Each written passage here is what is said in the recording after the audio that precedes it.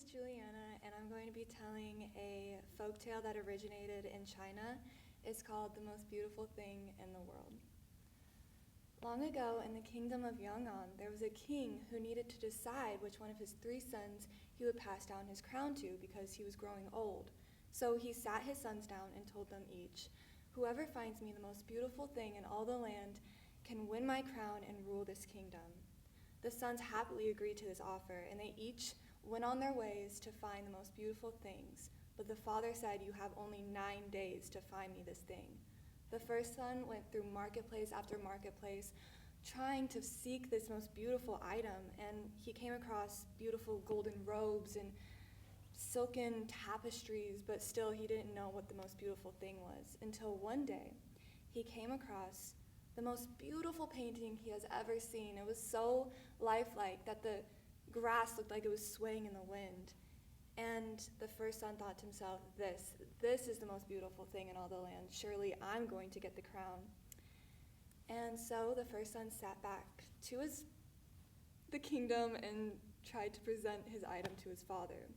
The second son went towards the mountaintops, and he hiked the most treacherous of hills, climbed the highest of all trees to search for this most beautiful item. And one day he came across a cave, and inside this cave was a dragon, and underneath the dragon's chin was the most beautiful, opulent blue pearl. And the second son saw this pearl and thought to himself, this is the most beautiful thing in all the world.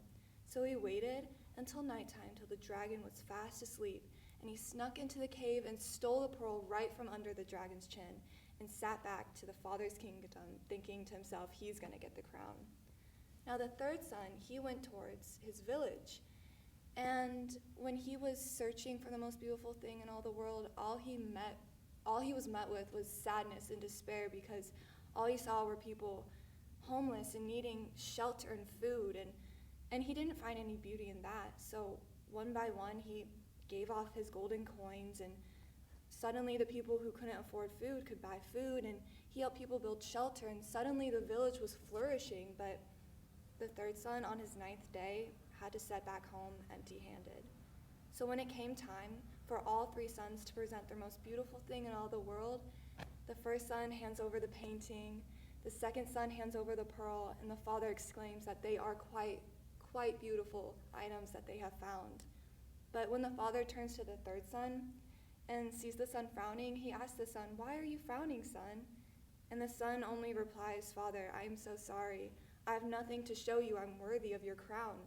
The father merely laughs. He's like, "No, son, we've heard word of all the kindness you've brought to the village. The people are flourishing now because of you."